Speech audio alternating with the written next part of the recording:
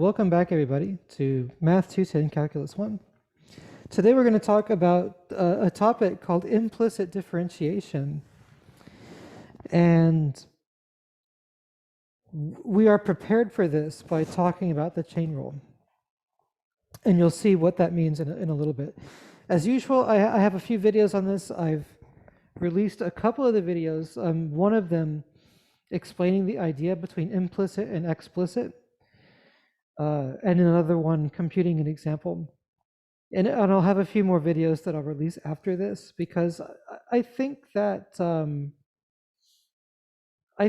this section is pretty hard to grasp pretty hard to understand well, because there is like a mechanical thing that we're doing to compute something and get an answer that's true, but there's also some new concepts that are sneaking in here that are a little bit nuanced. So I'll try to explain the concepts and also do calculations for you, so like you can get all the formulas and know how to compute things. But just bear that in mind. And also the videos that I've put on here, I think are going to be pretty good references. Okay, so let's get into it.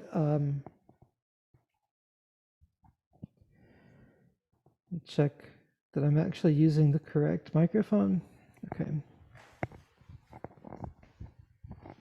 So to talk about, I do think I want to speak again about implicit versus explicit. So the functions that you're used to seeing so far are what we call explicitly defined. Like if I take something like y equals square root of r squared minus x squared, then I've written y equals f of x, right? I've written y equal to a function f of x. So this is an explicit description because I've given you a literal formula for what this is. And here r is a constant. You might recognize this as the upper part of a circle centered at the origin of radius r.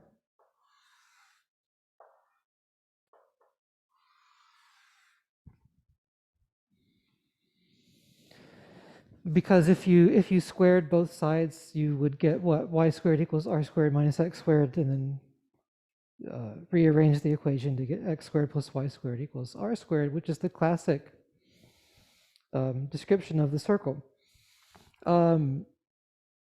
Right, but you'll also notice that this is only like the upper two quadrants, the upper half part of the circle. And if you wanted to get the other part, then like you'd have to put a negative sign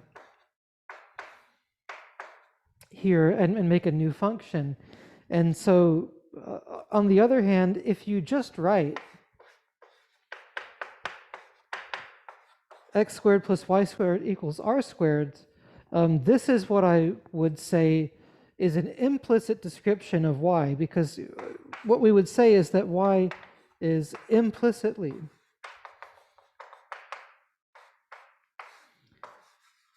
defined as a function of x.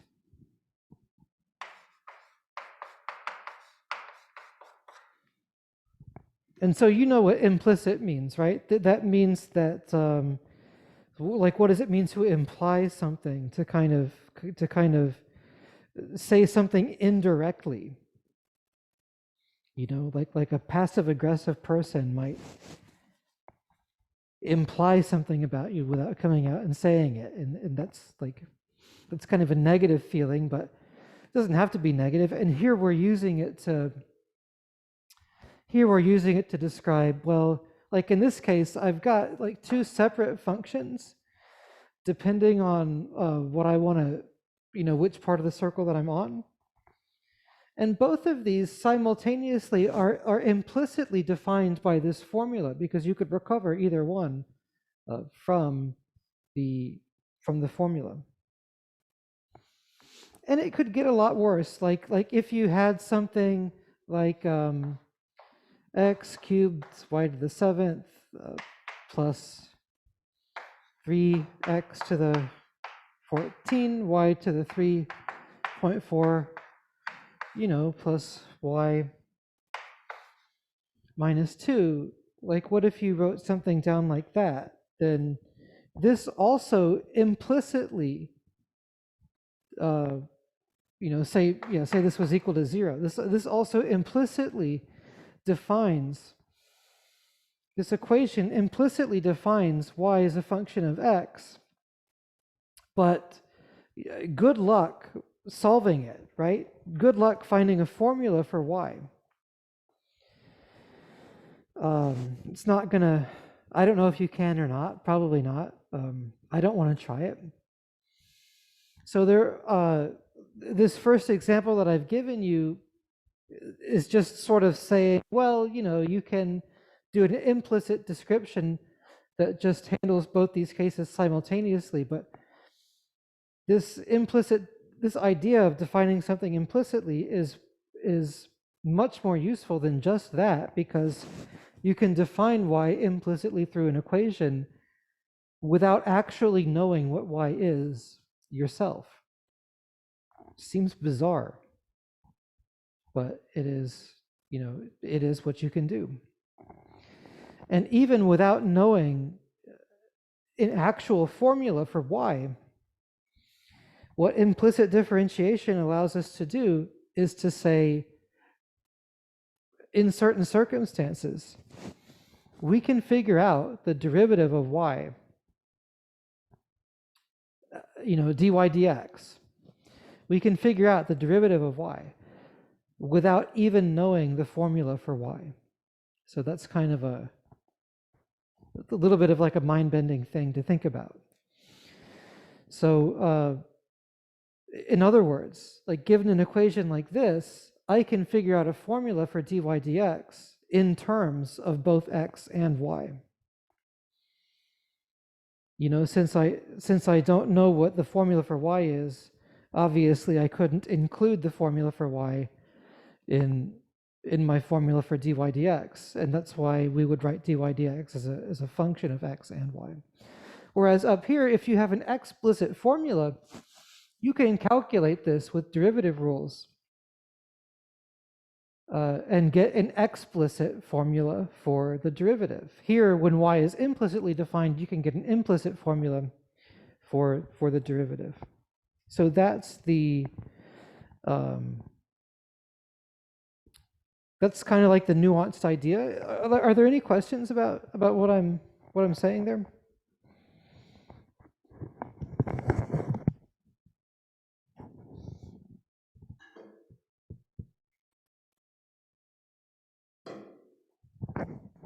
Okay, sorry, I'll just take my mask off since I'm alone in a room with a closed door, and I can drink my coffee that way. So that's an idea, but let's actually do some calculations to help further strengthen our understanding of this idea. And the first calculation that we should do, why not work with this more simple? Why not work with this, you know, more simple equation? And remember, in the back of your mind, you should think that like y is a function of f of x, even if you don't know exactly what that function is. Like here, you know, it might be this one, it might be that one, it could be something else, but whatever, y satisfies this equation, and think of it as like a function of x. And so I want to find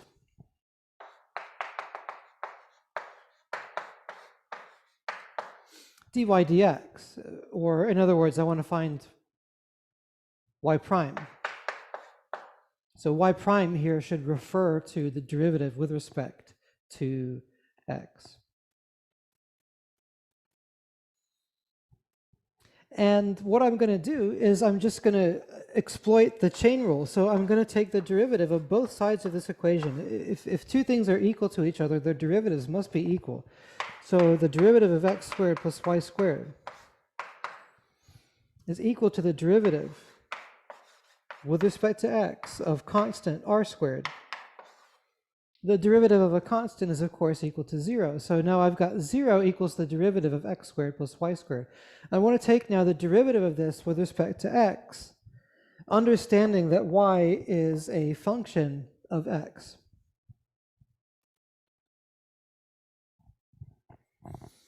And so when I do this, I can break this up term by term. So I can take the derivative of x squared first, which is 2x, and then I can take the derivative of y squared.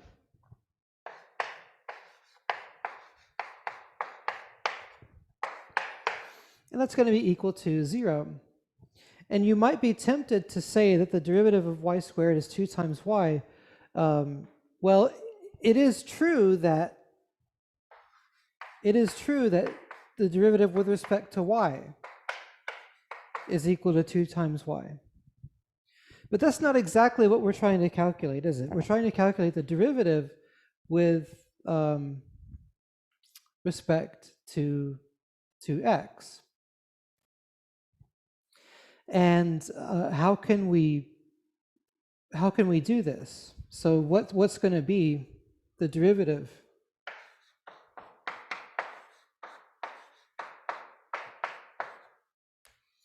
of, so let me just calculate the derivative of y squared with respect to x on its own separate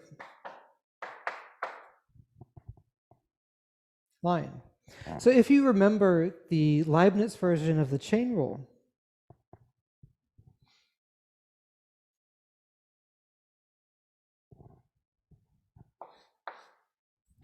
what we get when we try to do this is first we take the derivative with respect to y and then multiply it by dy dx.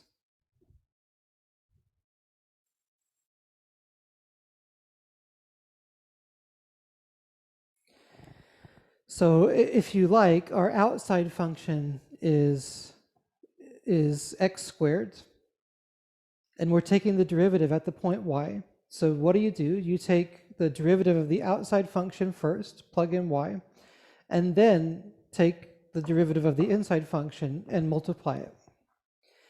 And so what you get is actually, well, the derivative of y squared with respect to y is 2y times dy dx, and dy dx here I'll write as y prime.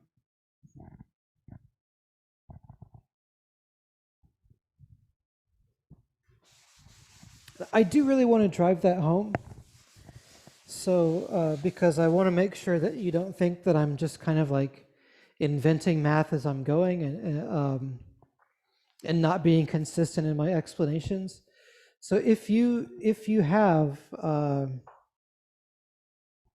the thing that might make this awkward when you're comparing it to last time's lesson is that with the last lesson we had f composed with g of x, and we took the derivative of that, and this was f prime composed with g of x and times g prime of x.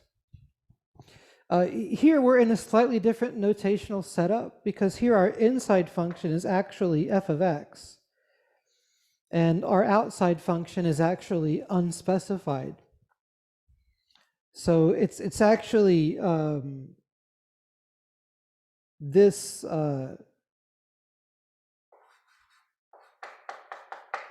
g of x is playing the role of y, and f of x in this example is playing the role of x squared, right? Because then f of g of x would be y squared, and taking the derivative with respect to y would be take the derivative of f, that's 2x, plug in y, giving you 2 times y, that's this part. And then you're multiplying it by g prime, which is y prime, and so that's that part. But the Leibniz rule, when you're doing implicit differentiation, it's much easier to do everything with the Leibniz rule because it keeps track of what variable you're using as you're going through. And instead of thinking of taking derivative of an outside function and plug in, you can just think of Well, look at y squared, differentiate it as usual with respect to y, and then multiply by y prime. And that'll be the derivative of y squared with respect to x. Are there any questions on that?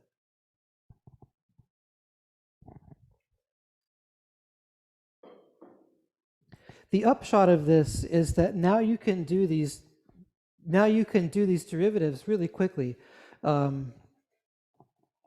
because we figured out here, like, because this term is just 2y times y prime. That's the point. That's the chain rule, and that's what we've calculated here. So when you see something like x squared plus y squared equals r squared, you're taking derivatives with respect to x, 2x, 2y, y prime, and 0, since that one's a constant.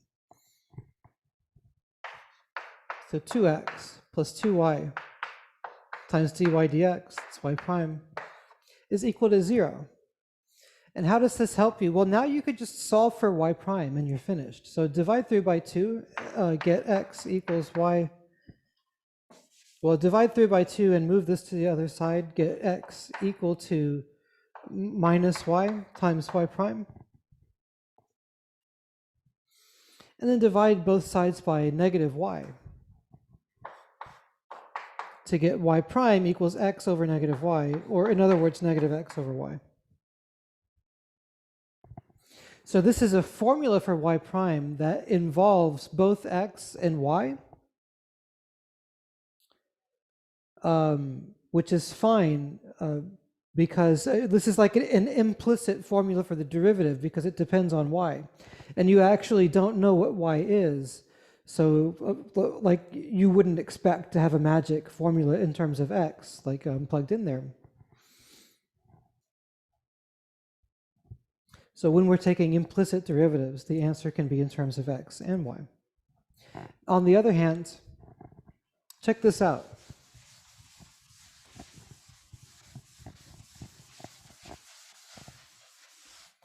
Let's take y equals square root of r squared minus x squared.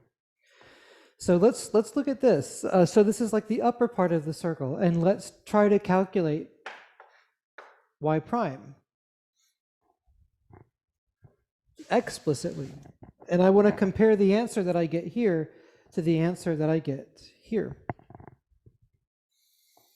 And so here I can use the chain rule the way we described it more last time, which is like my outside function is square root of x, and my inside function is r squared minus x squared. So the chain rules, and so y would then be the composition of those two functions. It would be the composition of f and g. So f composed with g of x is what I'm starting with, r squared minus x squared. Then the derivative of this is f prime of x, and then plug in g of x.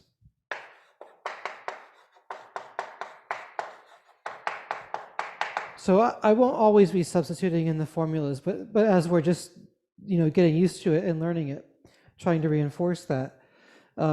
So the derivative of the square root of x is, we learned last time, 1 over 2 times square root of x, but I'm plugging in g of x.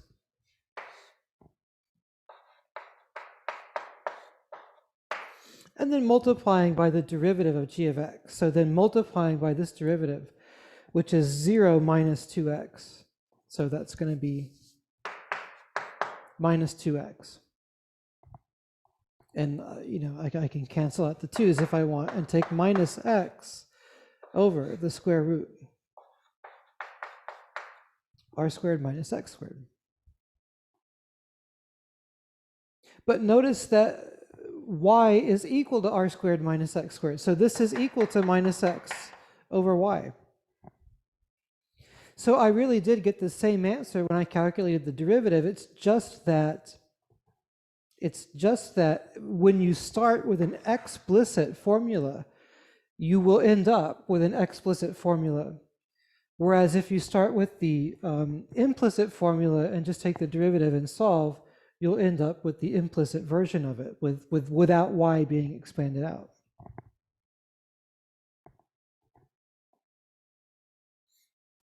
The other reason why implicit differentiation is cool, I mean, this was just like one possible function that you could have for y. Like the other one we saw immediately was we could take its negative, and you could do this stuff again, and this time I'll take the derivative more quickly. So what's the derivative of y prime in this case? Now I take a different function. Is it still going to be minus x over y? So the derivative will be now minus 1 over the square root of, or over 2 times the square root of r squared minus x squared. So this first part I've done is I've taken the derivative of the square root, so with the negative sign, minus 1 over 2 root x. I plugged in g of x. And now I take the derivative of the inside function, which is still minus 2x. Derivative of r squared minus x squared is minus 2x. So cleaning up that algebra, you cancel the 2's, the minus signs cancel out. I just get x over square root r squared minus x squared. But this time, r squared minus x squared, the square root of that, is actually equal to negative y. So this is actually equal to x over minus y, which I can rewrite as minus x over y. I just think that's really neat. I think that's super cool. It doesn't matter which explicit version of y you take. When you take that derivative, it'll still give you that same implicit formula, as long as you go back and substitute again, you know, for y. So I just think that's pretty cool. Let me check comments. Yeah, so so that r squared, when we're doing y equals minus r squared over x squared, r squared is not equal to 0, but its derivative is equal to 0. And that's because r is a constant. So you're thinking here about a circle. Thinking about a circle of fixed radius r. So I could have taken like r equals 1 or r equals 2. And then you know, x moves around. As x moves around the x-axis, y moves around. But r stays constant, it stays fixed. So if you take the derivative of r with respect to x, you'll get 0. If you take the derivative of r with respect to y, or derivative of r squared with respect to x, or with respect to y, you'll get 0, because that constant does not change as the variable changes.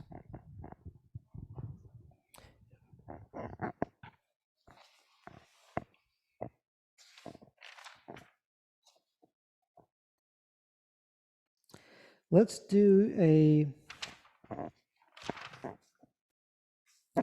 kind of a bread and butter problem that people ask, which is, you know, which basically goes as follows. So write down some implicit equation. So let's pick one. So let's take y to the 4th plus xy equals x cubed minus x plus 2. So write down some equation, and you can graph the solution set to this equation, right? So you can graph all the coordinate pairs x, y that satisfy that equation. And please find the equation for the tangent line that goes through the point 1, 1. So find the equation for the tangent line to the graph of this equation that goes through the point 1, 1. So there's two things that you need to find a tangent line. You need to find a point, and you need to find a slope. And the slope is going to be dy dx, right? That's the derivative of y with respect to x. But at the point 1, 1, with with x equals 1, y equals 1, meaning you find this formula for dy dx like this, and then plug in x equals 1 and plug in y equals 1. So in the circle example, y prime at the point 1, 1 would just be -1. Here we're wanting to find what's the equation for the tangent line at the point 1, 1, like on this graph. I want to give you some geometric insight though. I mean, because it's a online class, let's try to take advantage of that, and let's graph this.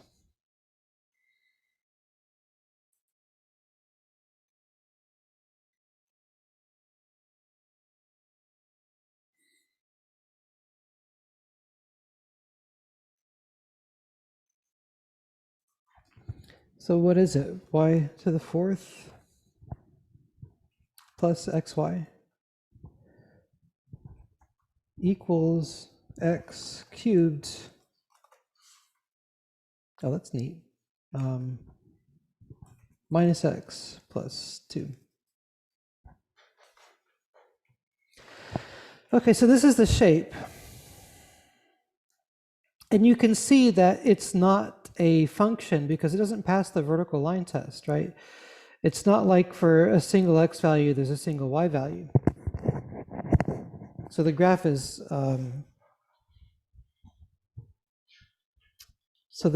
given to us by this equation, but it's not of the form y equals f of x. So like what you can say, what you can say is that if you pick like any x value, you'll be able to find a function that describes this part, or you'll be able to find a function that describes that part, but you're not going to be able to find a single function that describes both, so you just use this equation. And we're supposed to look at this point 1, 1, which is here, and what's the derivative at that point? So I don't know, can I zoom in on that? It's like it's going to be pretty, I don't know, is the derivative going to be like 1/2 or something? It looks like positively curved line, but just barely.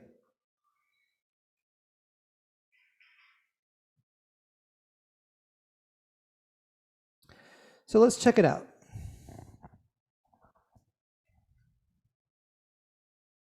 That's what we're going for. We're trying to find that line. That's what we're going for.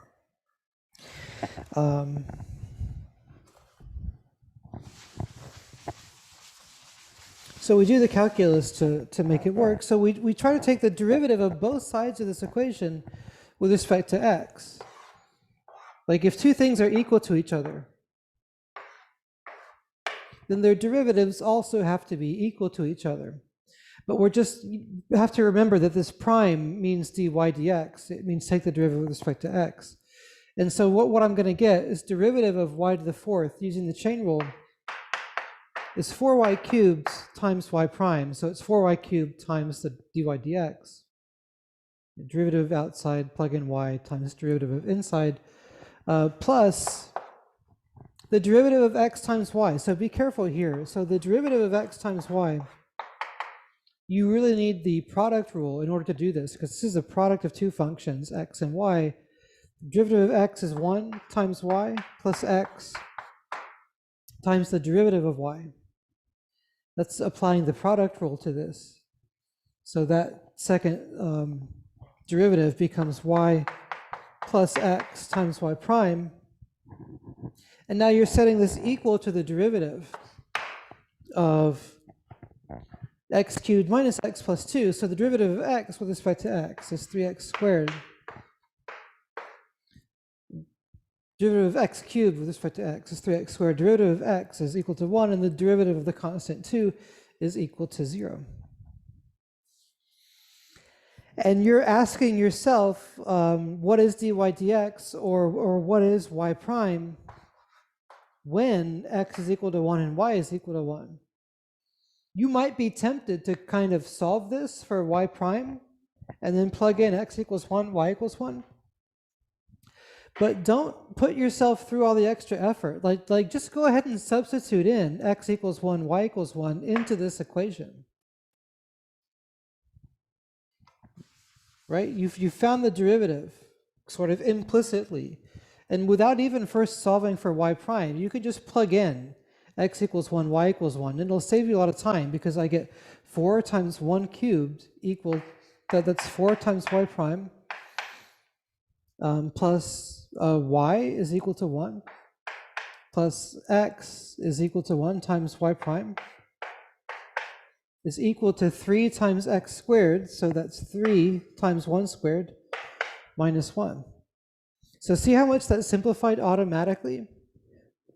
Without even trying to solve for y prime, just plugging in x equals 1, y equals 1. 4y prime plus y prime is 5.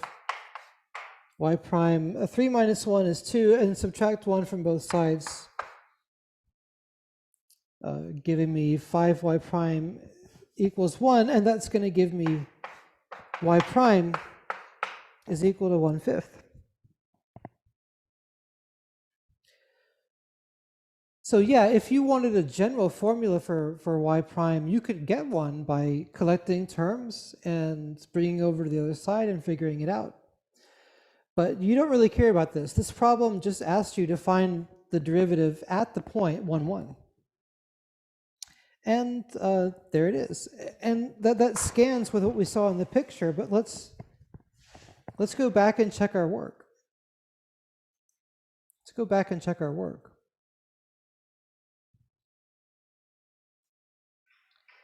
So if I draw the line with slope equal to 1/5 and point equal to 1, 1, it's supposed to be tangent to this figure. So let's try that. Let's take y minus y1, so y minus 1 equals slope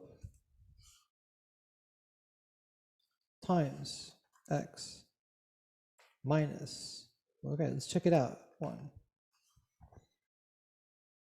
So that's pretty cool. Does that look like the tangent line? Let's zoom in a little bit. Yeah, it looks like we nailed it. The more you zoom in on a function that's differentiable, the more it's going to look like its tangent line. That's why I keep zooming in to check if they're kind of converging to each other. They totally are. You zoom in enough, you won't be able to tell the difference anymore.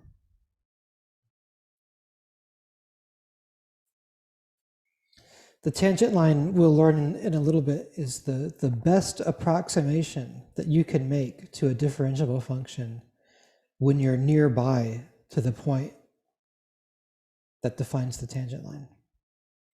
It's one reason why we do calculus. Zooming on back out. When you zoom way out, it almost looks like this might not be right because of this dip, but it is.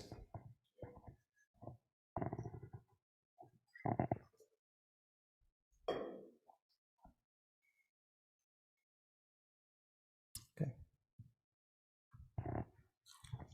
Questions or comments on that?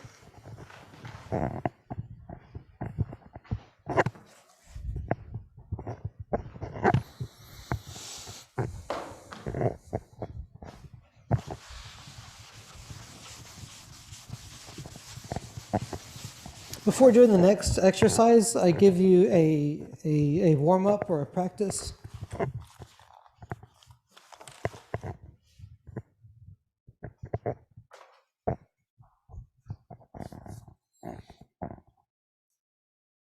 Let me give you some exercises. So please work on these yourself. So take y equals e to the x squared.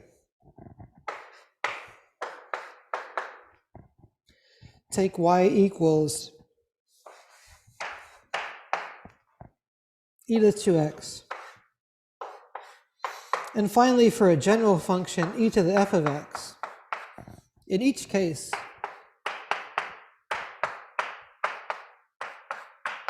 what's y prime? In each case, what's y prime? This isn't implicit differentiation, it's just the chain rule. I'm just curious to maybe use that as a review. I'll give you a few minutes to think about that.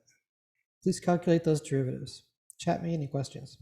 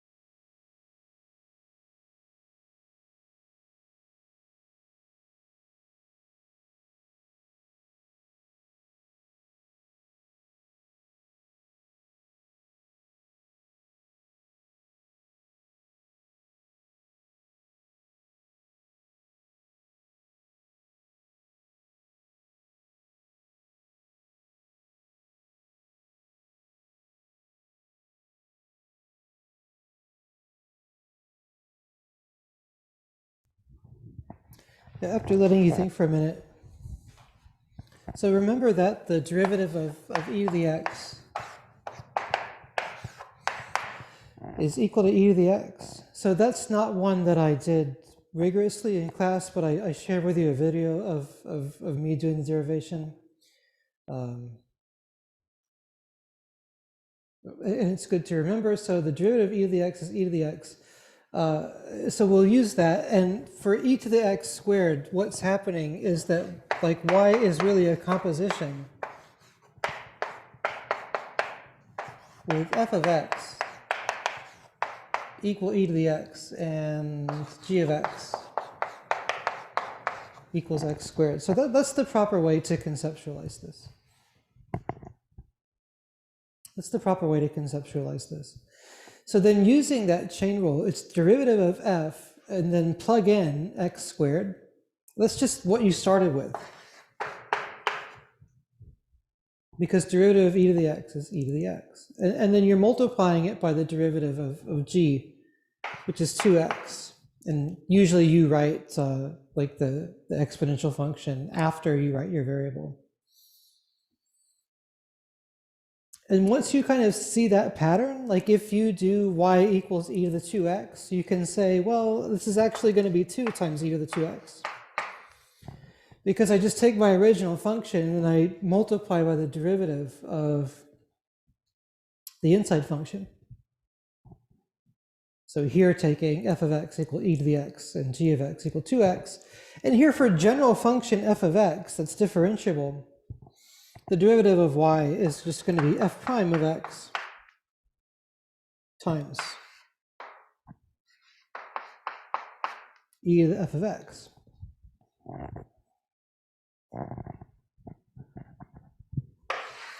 And so now if you want to do some implicit differentiation, like let's do this next example. So let's also take the point 1, 1. It's just a coincidence that we used 1, 1 both times. You could do this for any point on the graph. Take e to the x minus y equal to 2x squared minus y squared.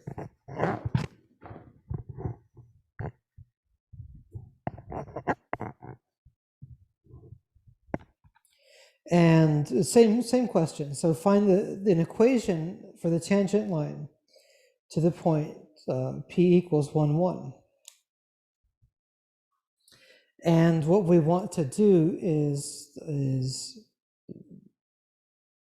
we're given the point, so we want to find y prime. So we want to take the implicit derivative. So we want to differentiate both sides of the equation with respect to x. So let's do that. So on the left-hand side, the derivative of this with respect to x, it's going to be e to the x minus y times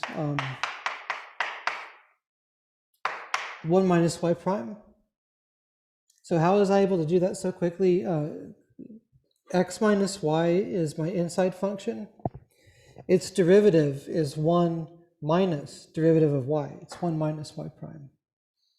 And as we've discovered here, when taking derivative of e to the function, the answer is the derivative of that function, 1 minus y prime, times the original thing. And then on the right-hand side, I'm going to get 4x minus 2y prime. So that's chain rule again, 2y times y prime. Saw that previously. And I want to just go ahead and, again, without even solving for y prime, because that's just going to take time away from me, I just want to plug in x equals 1, y equals 1. So x equals 1, y equals 1 gives me e to the 0, which is just equal to 1. So that just vanishes and just goes to 1. I'm left with 1 minus y prime is equal to 4 times 1, which is 4, minus 2 times 1, which is 2, times y prime. And I just have to solve this for y prime, which is considerably easier. So I add 2y prime to both sides, I think, and then I get 1 plus y prime equals 4, and so y prime must be equal to 3. So you can check my work there. So I'm supposed to write down an equation for the tangent line. That's going to be the line with slope equal to 3 and point equal to 1, 1. So that's y minus y1 equals m times x minus x1. So that's a formula for the tangent line going through the point 1, 1 on the graph of whatever this is. And because I like geometry so much and I like to check my work, I want to see it.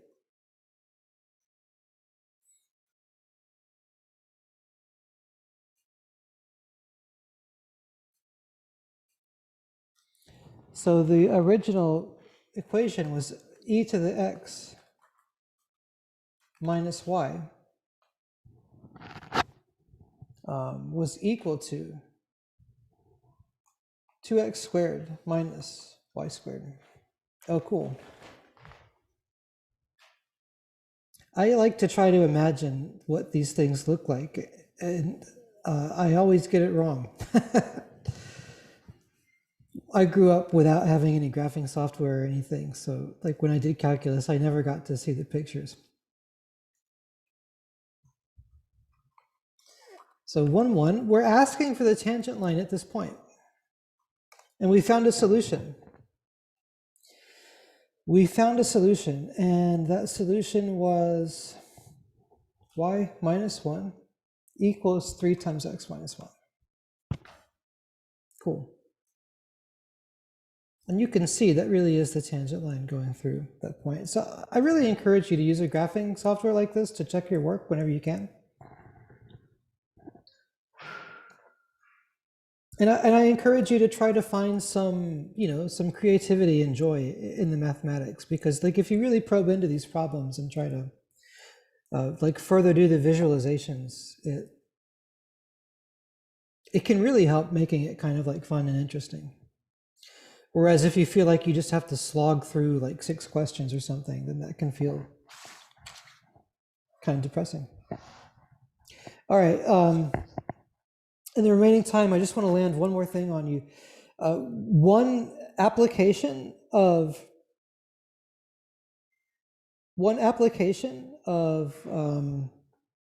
implicit differentiation is that you can find derivatives of inverse trig functions. We spoke a little bit about inverse trig functions at the beginning of the course, specifically because I knew this was coming and I wanted to use that at this time. So hopefully our review is a little bit helpful. So like if you want to look at y equals inverse sine of x, right? This is like you restrict the domain of sine to, what is it? Negative pi over 2 to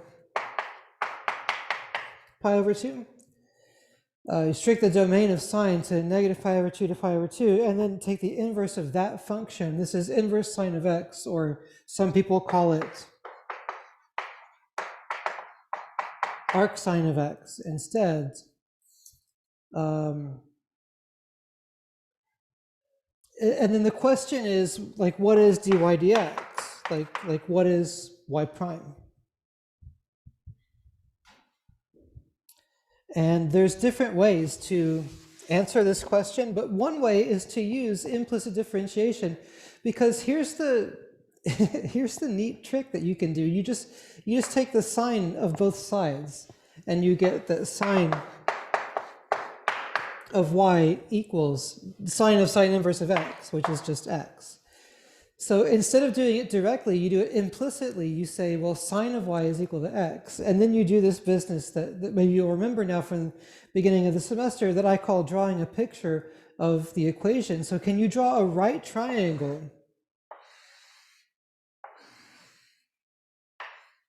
And can you label x and y in such a way that sine of y is equal to x? So usually you pick one of the 3 sides to be equal to 1. Sine of y, so sine usually applies to angles. So I'm going to label this angle y. And sine of y should be equal to x. So what's sine? Is sine like opposite over hypotenuse? So be x over 1? Is sine of y equals x? And then using Pythagorean theorem, like x squared plus this side length squared equals 1, tells you that this must be 1 minus x squared, like must be this side length, right? Because x squared plus 1 minus x squared is equal to 1. So that's the Pythagorean theorem lets you fill in the other side as soon as you draw the picture.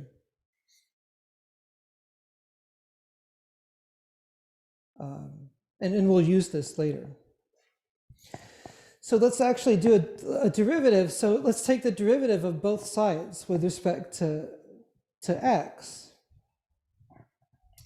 So the derivative of sine of y with respect to x is going to be cosine of y times y prime. That's the chain rule. It's the derivative of the outside function, plug in y, times the derivative of the inside function. The derivative of x is equal to 1. And then solving for y prime, you get that y prime is equal to 1 over cosine of y.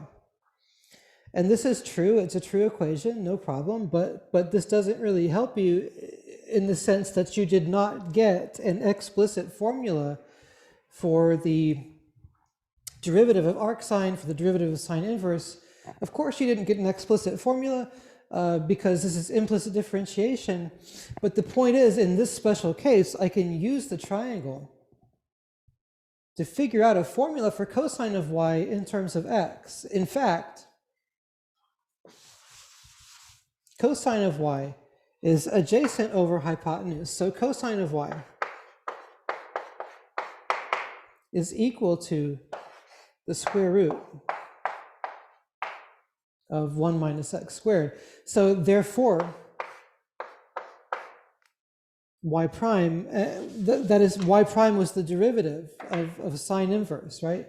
So the derivative, I'll write it this time as d over dx, the derivative of sine inverse, that y prime is equal to 1 over cosine y, that's equal to 1 over the square root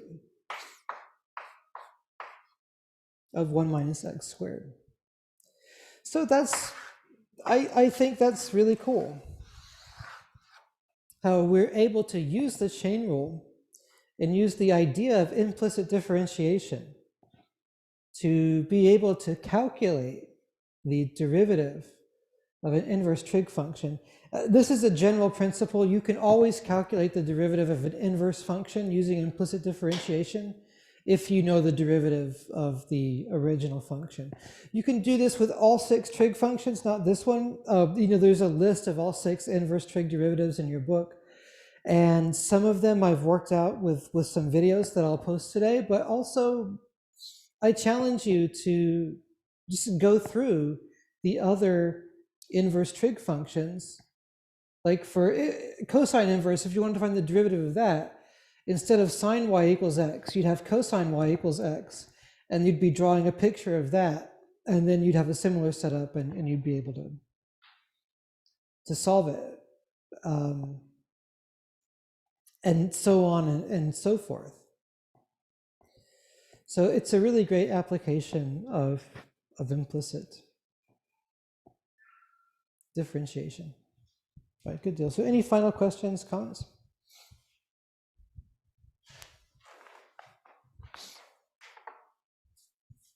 It's actually a lot of material in 1 hour. So I acknowledge that. And I'll post some more videos today, and we'll chat and go over more problems as we continue on. So thank you, everybody. Have a great day, and we'll see you on Friday. Thank you. Have a great day. Thank you.